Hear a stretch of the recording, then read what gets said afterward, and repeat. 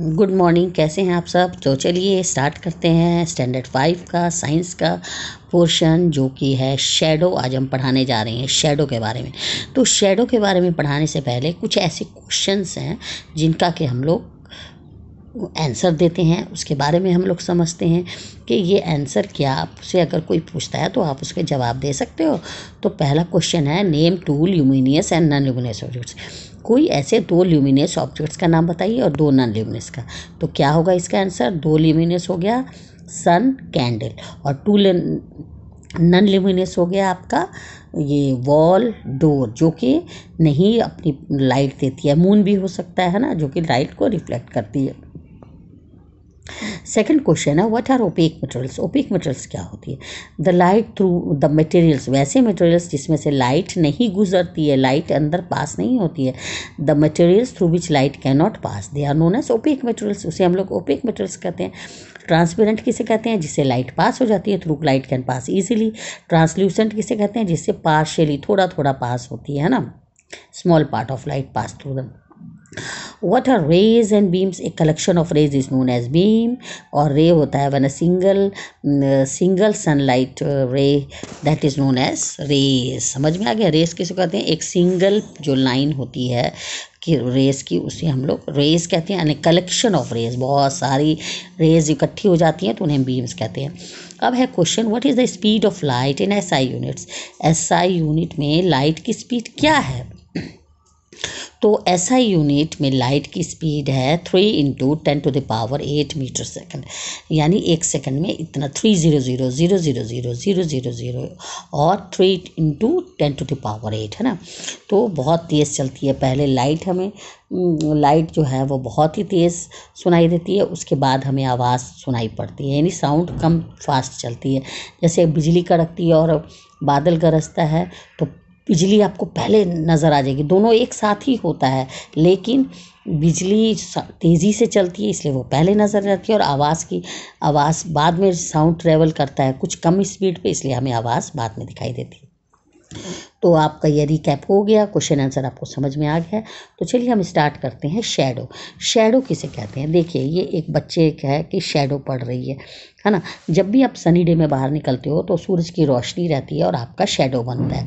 आपका दोपहर के टाइम में सबसे छोटा शैडो बनता है, आफ्टरनून में शैडो लंबा होने लगता है, और सुबह के टाइम में भी छोटा रहता है ना। ये सब आगे पीछे शैडो होता है। आप कभी देखिए बीच ग्राउंड में खड़े होकर के कि आपकी शैडो कैसे बन रही है। जब आप 12 बजे दिन में खड़े होगे तो आपकी शैडो बहुत शॉर्ट बनेगी, है ना।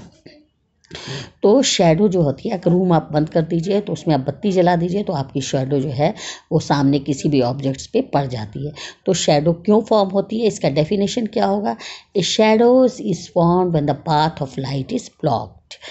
किसी भी पाथ ऑफ लाइट, किसी भी प्रकाश के रास्ते में अगर कोई अड़चन आ जाए, या कहीं पर प्रकाश की किरणें आ रही हैं, यानी सन रेज आ रही हैं, ये सन सोर्स ऑफ लाइट से बहुत सारी रेज निकल रही है और आप उसके सामने खड़े हो जाओगे तो ब्लॉक हो गया रास्ता, आगे नहीं जाएगी, लाइट पास नहीं होगी क्योंकि आपकी ओपेक बॉडी है, तो शैडो फॉर्म हो जाता है ना। तो इसका डेफिनेशन ये होगा, shadow is formed when the path of light is blocked. क्या होगा?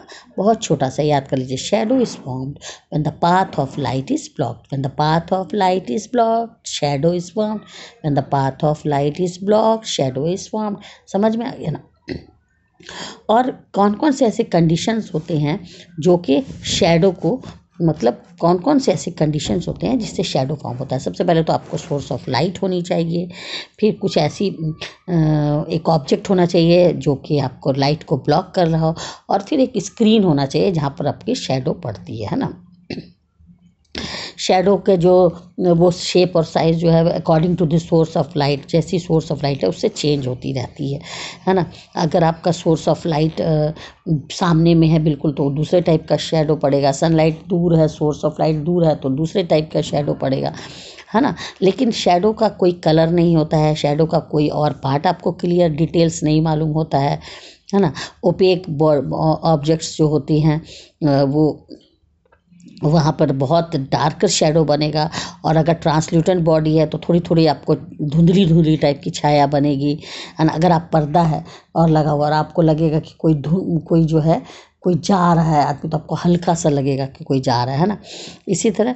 और इसमें जो डार्क ऑब्जेक्ट सोर्स है तो वहाँ पर बहुत ज़बरदस्त ओपेक ऑब्जेक्ट्स जो है वो डार्कर शेडो बनाएंगे और इनका कोई कलर नहीं होता है, और शेप और साइज़ जो होता है वो जैसा ऑब्जेक्ट है उसी तरह का होता है ना। और सोर्स ऑफ लाइट जो आ रहा है वो अच्छा होगा तो उसी हिसाब से शेडो बनेगा।